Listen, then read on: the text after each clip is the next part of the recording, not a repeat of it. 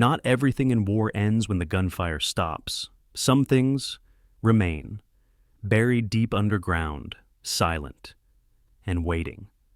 In Berlin, there are old walls still standing, not for history's sake, but because no one dares to tear them down.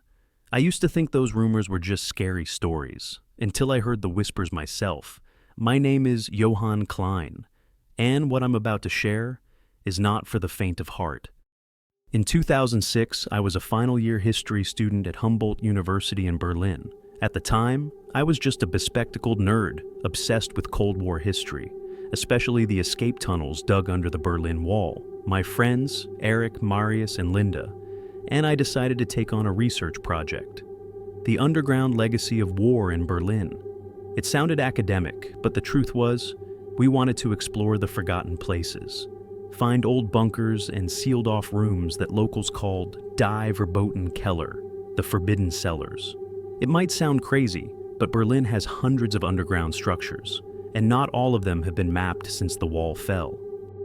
One cold, gloomy afternoon in October, we met a man named Klaus, a local who claimed to have worked in city maintenance.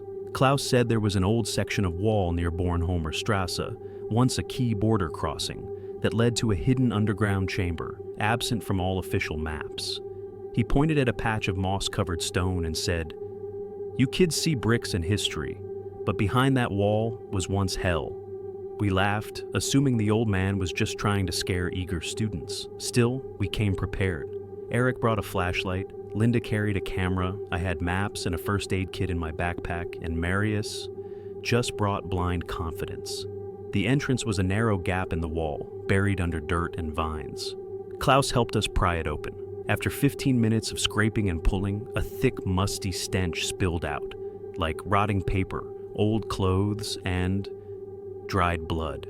I didn't tell the others, but from that moment, I felt something deep in my spine, a cold, crawling dread. We crept down a narrow concrete staircase. No lights, just flashlights. The walls were old red brick, cracked in places, covered in moss. Water dripped slowly from the ceiling. Linda whispered, "This looks like a prison." Eric replied, "Or an interrogation room?" Marius laughed. Maybe they used it to hold spies. We didn't know it yet, but he was right. About 15 meters below ground, we reached a rusted, warped iron door. I tapped it gently with a crowbar. It creaked open with a horrible screech. Inside was a large, empty room. The walls were covered in old German symbols, some written in what looked like dried blood. Linda panned the flashlight. Her camera began recording.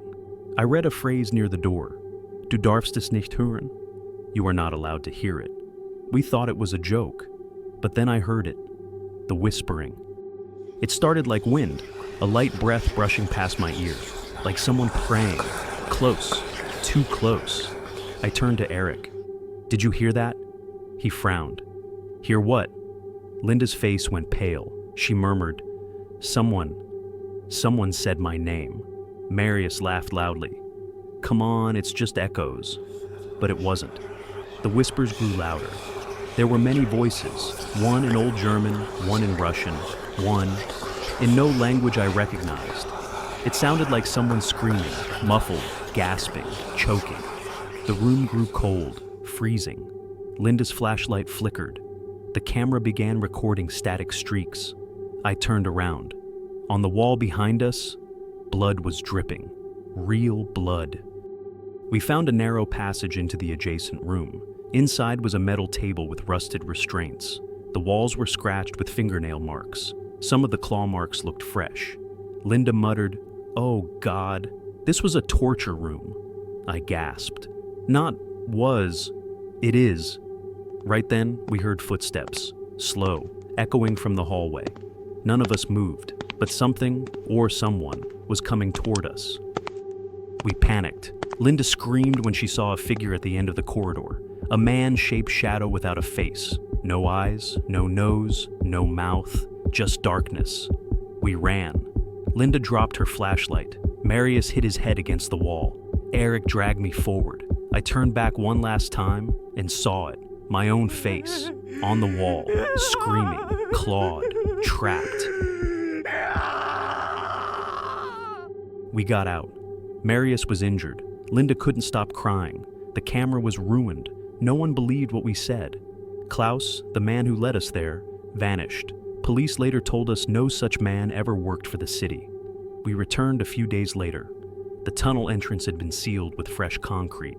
No trace left. Nothing, except for the nightmares. I'm a university lecturer now.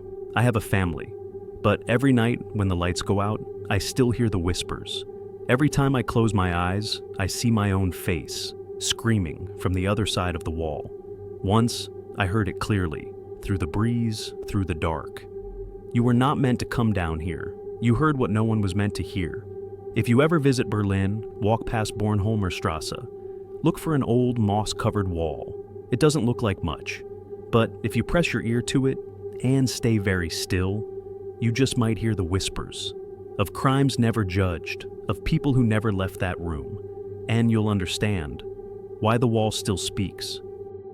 If you've served or know someone who has, maybe you've heard the stories too, the ones no one dares to tell out loud. Until now. This was Soldier's Nightmare. Subscribe for more untold tales from the shadows of war.